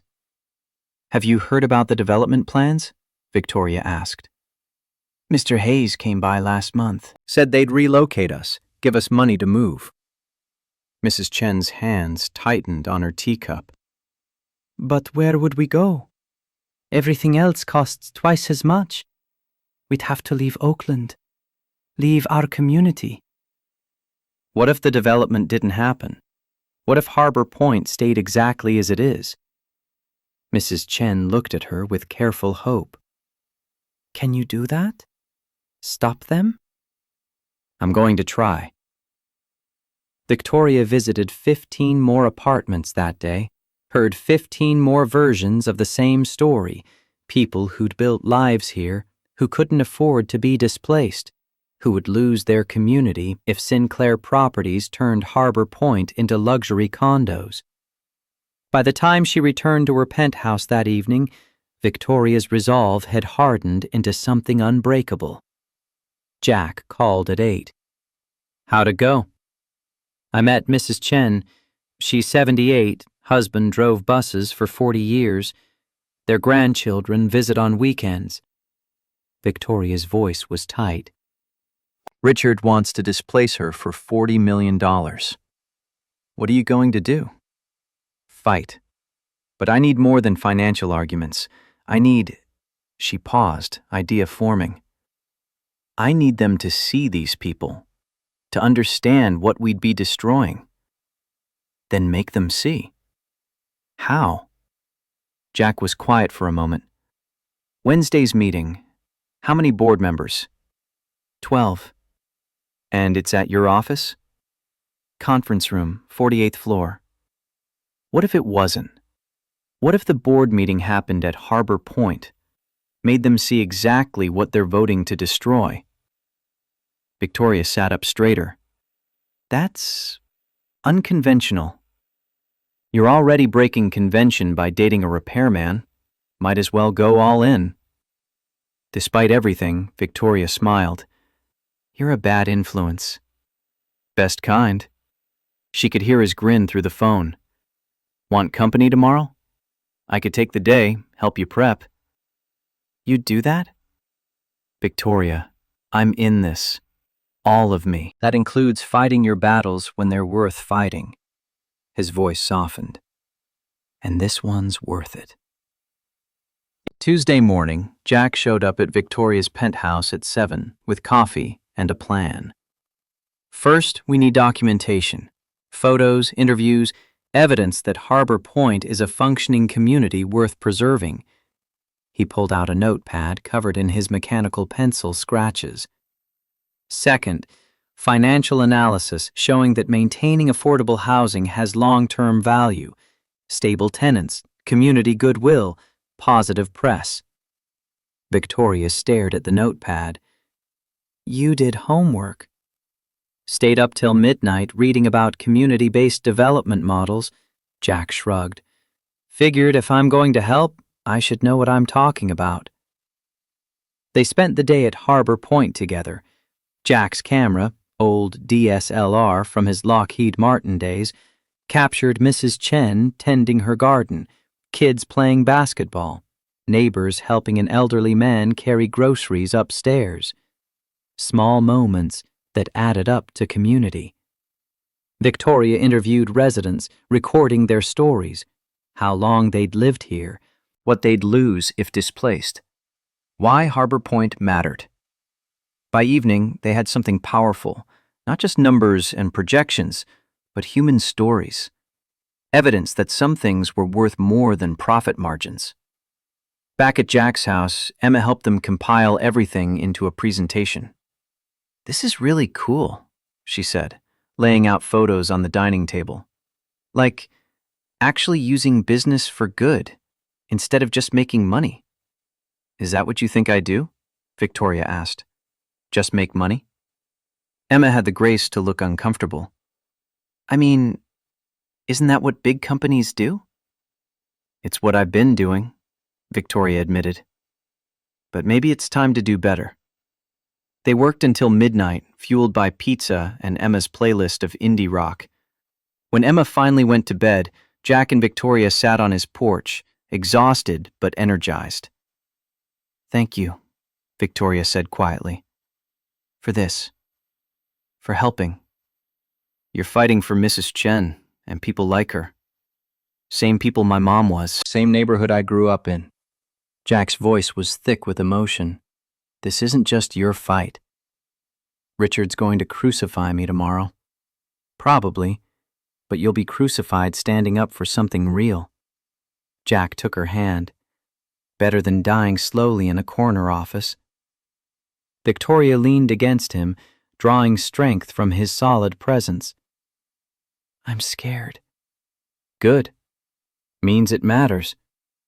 He kissed the top of her head. But you're not alone. That's the difference. Wednesday morning arrived too soon. Victoria dressed in her armor, tailored suit, perfect makeup, diamond studs her father had given her. But underneath, she wore a locket she'd found in her childhood bedroom during a visit earlier that week. Inside, a tiny photo of her father in his welding gear, smiling. Jack drove her to Sinclair Properties in his truck. You sure about this? He asked as they pulled up. No, but I'm doing it anyway. That's my girl. Jack squeezed her hand. I'll be at the coffee shop across the street. Text if you need me. The board members were already assembled when Victoria arrived, Richard at the head of the table, looking confident and predatory. 12 faces, most of them Richard's allies, or people too afraid to oppose him. Victoria, glad you could join us. Richard's smile was sharp. Shall we begin? Victoria set down her briefcase. Actually, I'd like to move the meeting. Confused glances around the table. Move it where? Richard's smile faltered. Harbor Point. The development we're here to discuss. I think the board should see it before making decisions about its future. That's highly irregular. So is calling an emergency meeting to question my leadership. Victoria's voice was steel. My company, my rules. The meeting happens at Harbor Point, or it doesn't happen at all. Richard's jaw clenched, but he was trapped. Refusing made him look afraid of what they'd find. Fine, but this better not be a waste of time. 40 minutes later, 12 board members in expensive suits stood in Harbor Point's central courtyard, looking profoundly uncomfortable. Victoria had arranged for the meeting to happen in the community room, modest space with folding chairs and fluorescent lights, nothing like their usual boardroom. But the walls were covered with photos Jack had taken. Community moments, real lives. Mrs. Chen had agreed to speak. She stood before the board in her best dress, hands trembling slightly, but voice strong. My name is Linda Chen. My husband and I have lived at Harbor Point for 18 years. She gestured to the photos. This is my community. These are my neighbors. We look after each other. When Mr. Johnson on the 3rd floor had his stroke, we took turns bringing him meals. When the Martinez family lost their jobs, we helped with their rent until they got back on their feet. She looked directly at Richard. You can't put a price on that. You can't relocate community. If you tear down these buildings for luxury condos, you're not just displacing families. You're destroying something that took years to build. The room was silent. Victoria stood. Harbor Point currently houses 240 families. Average rent, $1,200 per month. Market rate for this area, $3,500. We're providing affordable housing in a city that desperately needs it. She pulled up her presentation. Richard's development plan projects $40 million in profit over 5 years. But here's what it doesn't account for. The cost to the city when 240 families are displaced. Increased homelessness, strain on social services, loss of community stability. Richard leaned forward. We're a business, not a charity. We're a business built by a man who believed buildings should serve communities. Victoria's voice sharpened. My father was a welder. He worked in shipyards not far from here. He saved every penny to buy one small lot and build one small building because he wanted to create something that mattered. That building still stands. The tenants who moved in 30 years ago, some of them still live there. She looked around the table. Sinclair Properties exists because my father believed in building for people, not just for profit. Harbor Point is exactly the kind of project he would have fought to preserve. Richard stood, voice cold. Your father built one building. You built 47. Don't invoke his memory to justify sentimentality. It's not sentimentality. Victoria's hands clenched. It's values. The same values that built this company. The same values I forgot somewhere along the way while chasing profit margins and market share. She pulled out financial projections. But if you want cold business logic, here it is. Maintaining Harbor Point as affordable housing generates stable, long-term revenue. Low turnover, minimal vacancies, good press, community goodwill that translates to easier permitting for future projects. Luxury development generates more in the short term, but reputation damage from displacing 240 families? That costs more than you think. Victoria looked at each board member. We can be the company that tears down communities for profit. Or we can be the company that proves affordable housing can coexist with profitability. Your choice. The vote was 7-5. Victoria lost. The board voted to proceed with luxury development, override her objections, move forward with Richard's plan. Richard's smile was triumphant. Nothing personal, Victoria. Just business. Victoria stood slowly, gathering her materials. Around her, board members avoided eye contact. They knew it was wrong, but profit spoke louder than conscience. Then I'm calling a shareholder meeting. Her voice was quiet but firm. I own 51%. You need my approval for major development changes. And I'm voting no. Richard's smile died. You can't. I can. And I am. Victoria looked at Mrs. Chen, still sitting in the front row. Harbor Point stays as is. No luxury development.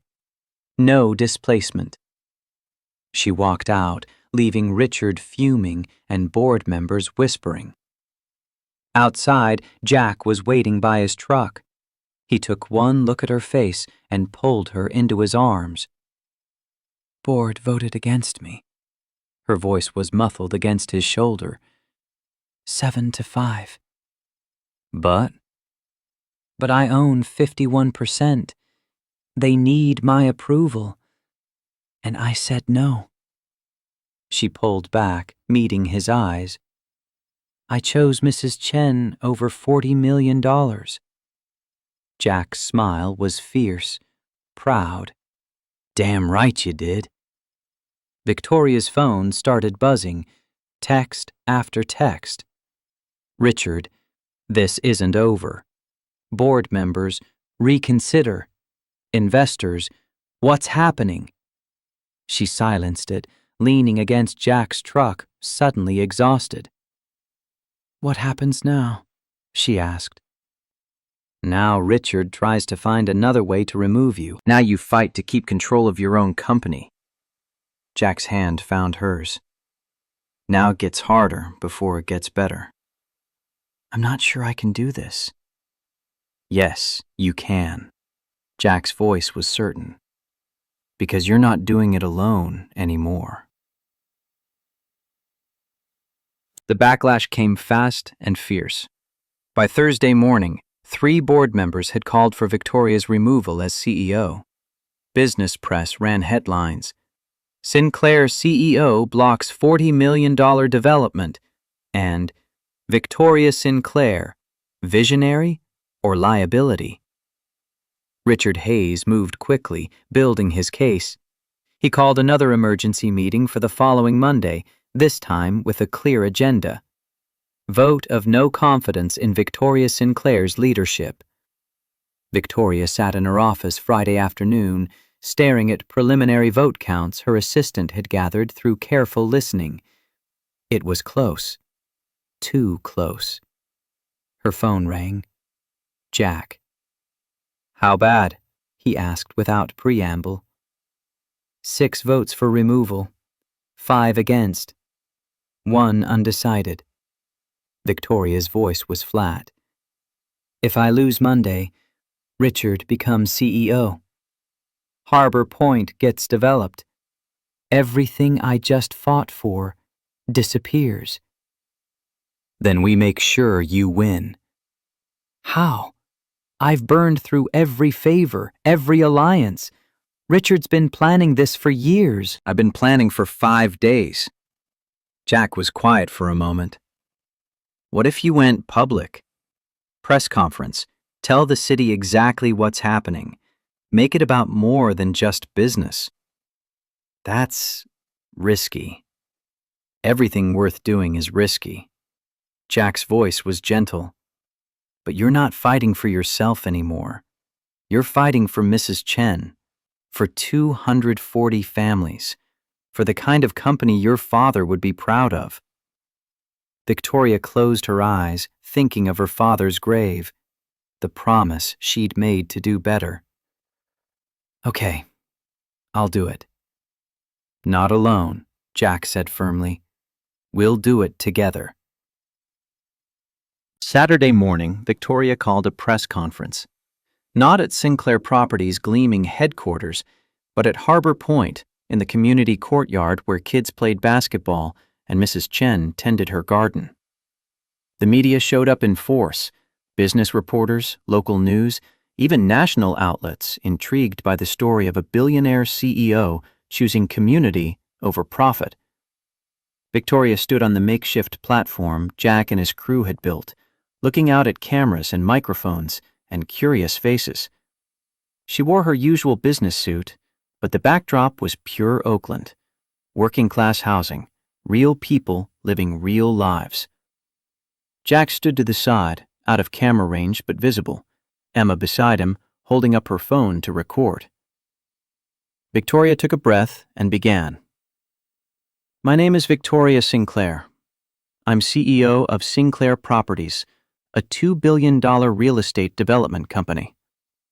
Her voice was steady, clear. And I'm here to tell you that my board of directors wants to fire me for doing the right thing. Cameras flashed, reporters leaned forward. Last week, my VP proposed a $40 million development plan. Tear down this housing complex behind me, displace 240 families, build luxury condos, maximize profit. She paused. I said no. Murmurs rippled through the crowd. I said no because my father built Sinclair Properties with a different vision. He was a welder.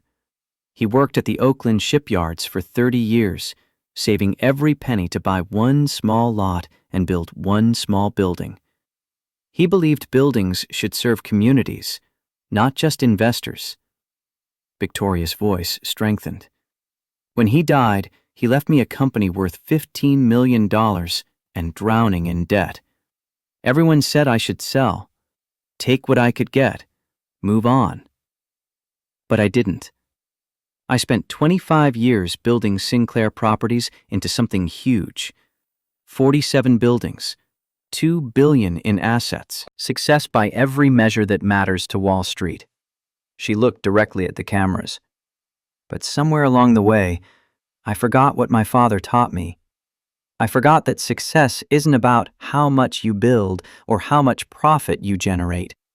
It's about whether your work matters, whether you make people's lives better or worse. Behind her, Mrs. Chen and other Harbor Point residents had gathered, listening. This week I had to choose $40 million in profit or 240 families who would lose their homes.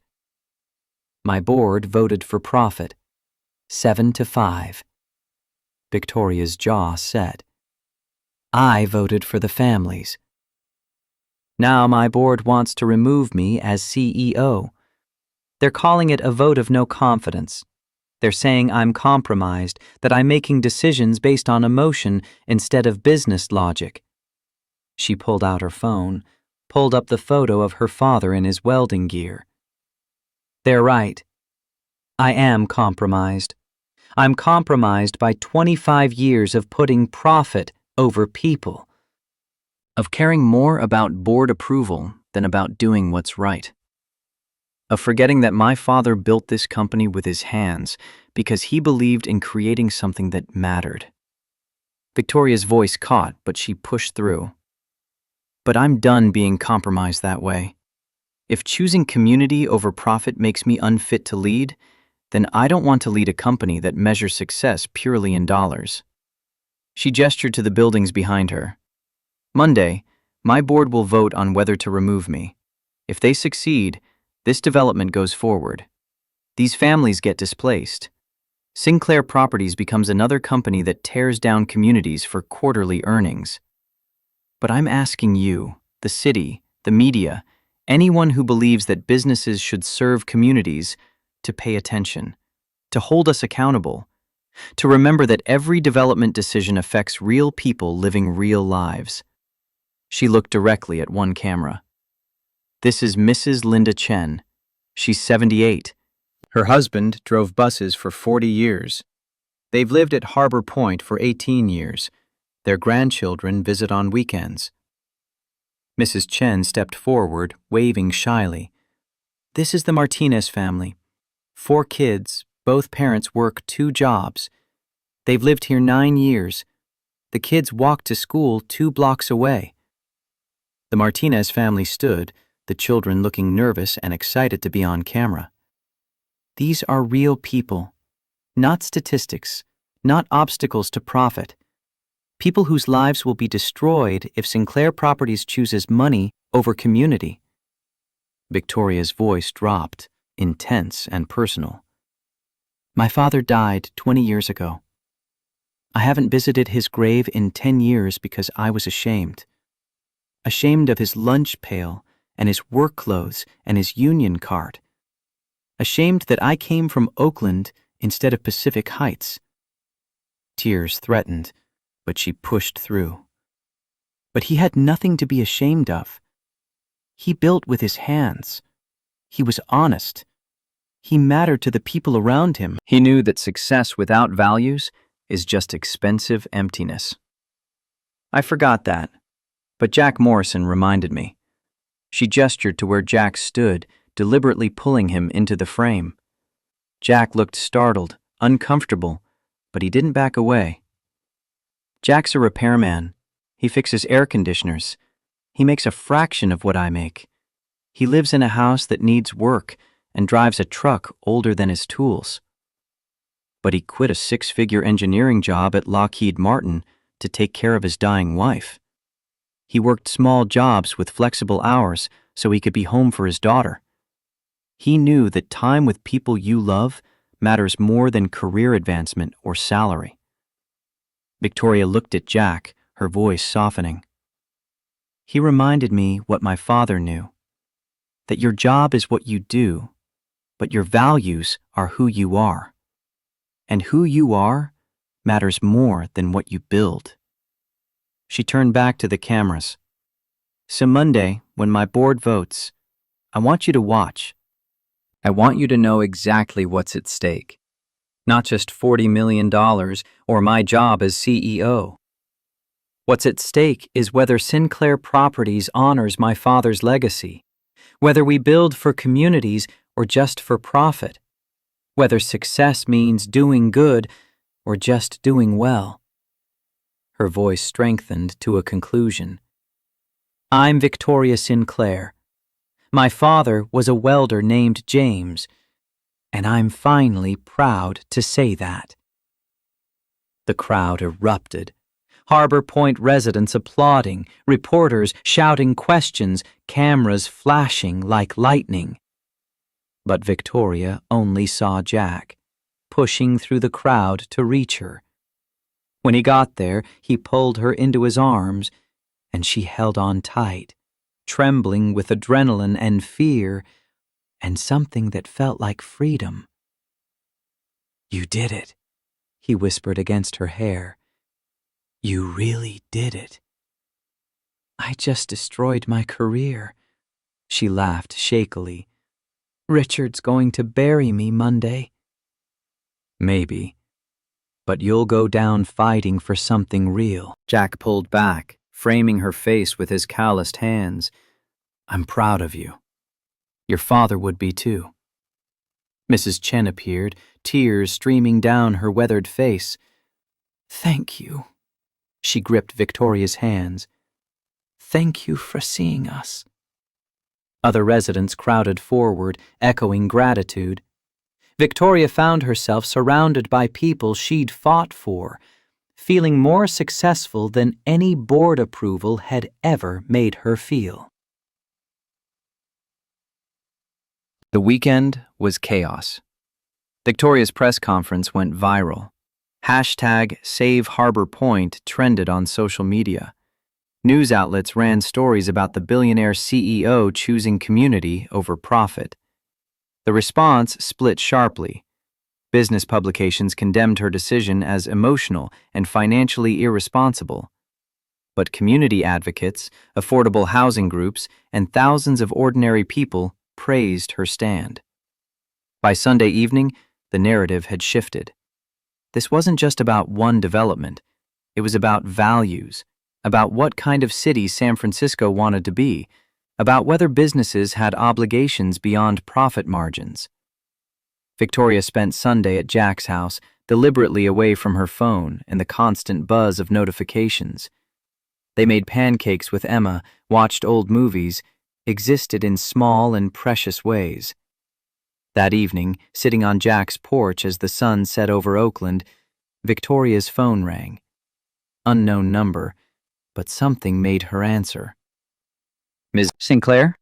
This is Jennifer Wu. Victoria sat up straighter. Jennifer Wu, oldest board member, retired union electrician who'd made millions in real estate. 72 years old, sharp as a blade, and completely unpredictable in her voting. Mrs. Wu, how can I help you? I saw your press conference. Her voice was crisp, unreadable. Quite a performance. Victoria's stomach sank. It wasn't a performance, it was the truth. I know. Pause. That's why I'm calling. I've decided how I'm voting Monday. And? I'm voting to keep you as CEO. Jennifer's voice warmed slightly.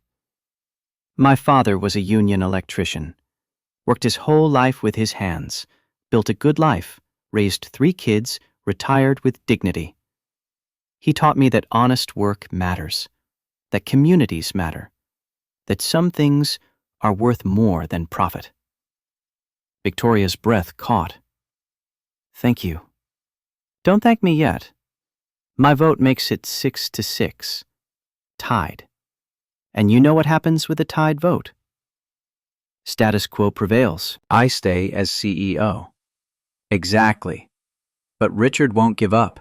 He'll keep fighting, keep looking for ways to undermine you. Jennifer's voice turned serious. Are you ready for that? For years of battle? Because choosing values over profit isn't a one-time decision. It's a commitment. Victoria looked at Jack, at his house that needed work, at the neighborhood where she'd grown up and forgotten, and finally remembered. Yes, I'm ready. Good. Because we need more people like you. More companies that remember businesses exist to serve communities, not the other way around. Pause. Your father would be proud. And for what it's worth, I am too. After Jennifer hung up, Victoria sat in stunned silence. 6-6? Jack asked gently. 6-6. She started laughing, the sound half hysterical with relief. I'm going to survive. Harbor Point is safe. Jack pulled her into his arms, and they sat there on his porch as Oakland settled into evening. 2 people from different worlds who'd found their way to each other through honesty and pancakes and the courage to fight for what mattered. What happens now? Jack asked. Now I rebuild. Change how Sinclair Properties operates. Focus on communities, not just profits. Victoria leaned against him. It'll be hard. Richard will fight every step. I'll lose money. Probably lose more board members. But I'll be able to look at my father's grave and tell him I'm finally honoring what he built. She turned to face Jack. And I'll have you. If you'll stay. Jack's answer was a kiss that tasted like coffee and promises and the beginning of something real. When they finally broke apart, Emma was standing in the doorway, grinning. So you guys are like, official now? Because that was very rom-com of you. Victoria laughed, pulling Emma into the hug. Yeah, we're official. Cool. Does this mean you'll come to my science fair? Dad always falls asleep during the presentations. I do not. You snored through the quantum mechanics project, Emma said firmly. Victoria, you have to come. Save Dad from embarrassment. I'd be honored, Victoria said, meaning it more than Emma could know. This, pancakes and science fairs and falling asleep during presentations, this was success. Not corner offices or billion-dollar deals, but being present for moments that mattered. Monday's vote went exactly as Jennifer Wu predicted. 6-6. Status quo prevailed. Richard Hayes resigned immediately, his political maneuvering backfiring spectacularly. The press conference had exposed his priorities too clearly, and several board members who'd supported him quietly distanced themselves. Within a week, 3 board positions opened up. Victoria filled them carefully, not with Richard's allies or people who owed her favors, but with community advocates, affordable housing experts, and one retired union electrician who reminded her why businesses existed in the first place. Harbor Point stayed as is. But Victoria went further. She launched a new division of Sinclair Properties, focused exclusively on affordable housing development. Lower profit margins, higher social impact, and a business model her father would have recognized. It cost her. 2 more board members resigned. Several investors pulled out. Her company's valuation dropped 15%. But for the first time in 25 years, Victoria Sinclair went to sleep at night knowing her work mattered. 6 months later, Victoria stood at her father's grave again. But this time, she wasn't alone. Jack stood beside her, his hand warm in hers. Emma hovered nearby, respectful of the moment, but present. "Hi, Dad." Victoria's voice was steady. "I brought some people to meet you." She knelt, brushing leaves off the simple granite. "This is Jack Morrison. He's a repairman, fixes air conditioners. He reminds me of you, the way you talked about your work, the pride you took in doing it right." Jack knelt beside her, placing a hand on the stone. "Sir, I'm taking care of your daughter, doing my best to remind her she's worth more than her bank balance." "And this is Emma." Victoria gestured to the teenager. "Jack's daughter. She's going to MIT next year, full scholarship. Engineering, like her dad. Like you would have appreciated." Emma stepped forward shyly. "Hi, Mr. Sinclair. Victoria talks about you a lot. How you built things that mattered. I want to do that too." They stood there together as Oakland spread below them, the neighborhood where Victoria had grown up, the shipyard where her father had worked, the buildings that still stood because James Sinclair had welded their bones with care and pride. "I'm doing better, Dad," Victoria whispered. "Trying to honor what you built.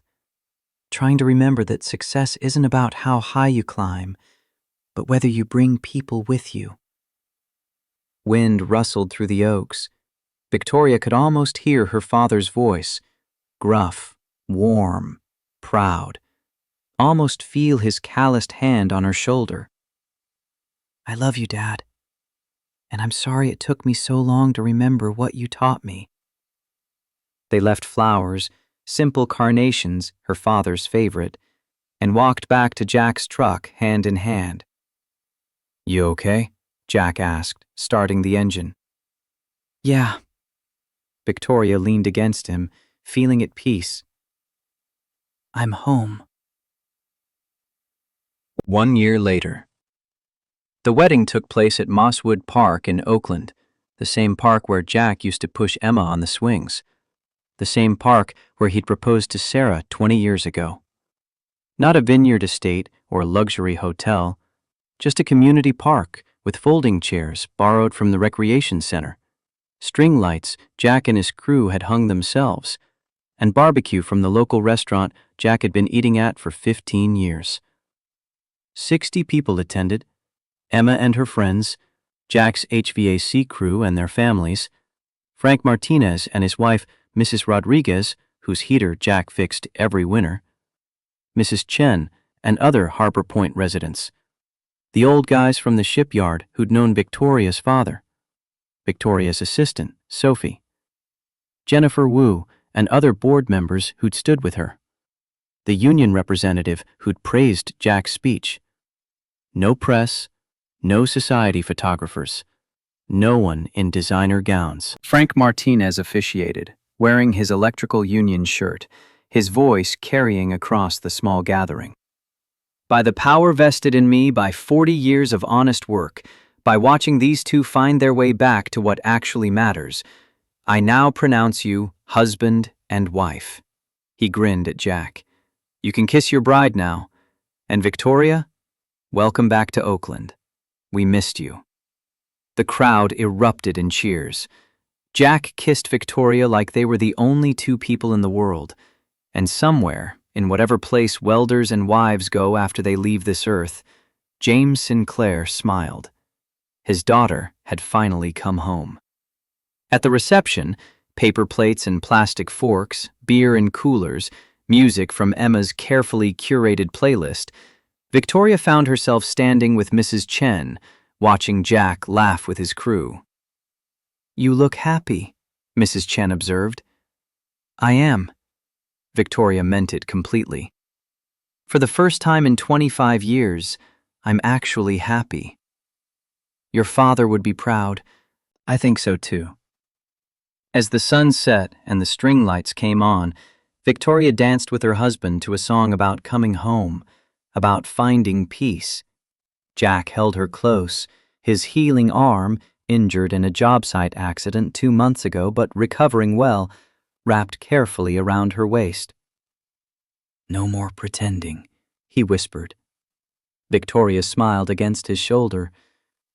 "No more pretending."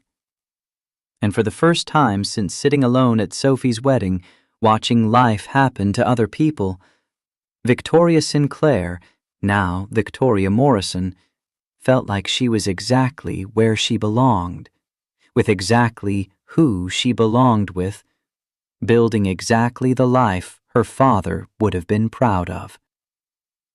The stars came out over Oakland, bright and clear. Emma raised her glass, apple cider since she was still underage, and toasted to the future. To MIT, to engineering degrees, to air conditioners that run on solar power. She grinned at her father and new stepmother. To dads who learned to love again, and to stepmothers who remembered where they came from. Everyone drank, cheered, celebrated two people who'd found each other through honesty and courage and the willingness to build something real instead of something perfect. The story that began with 5 words whispered at a wedding, "Pretend you're with me," had become real in all the ways that mattered. And as Jack and Victoria swayed together under string lights and stars, they knew with absolute certainty that some performances, when given enough time and truth and courage, transform into the most authentic lives imaginable. Epilogue. 1 year later, Victoria stood in the lobby of a newly renovated building in East Oakland. Not luxury condos, affordable housing, 120 units, rents capped at 30% below market rate, built with the same care and precision James Sinclair had brought to his welding. The building's name was engraved above the entrance, James Sinclair Commons. Jack stood beside her, Emma on her other side. The teenager had spent her summer break from MIT working on the building's innovative HVAC system, solar-powered, energy-efficient, designed to keep costs low for residents.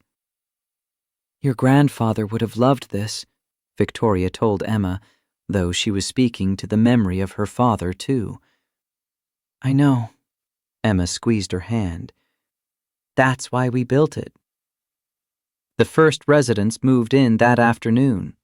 Victoria and Jack helped carry boxes, fix last-minute problems, welcome families who'd been on affordable housing waiting lists for years.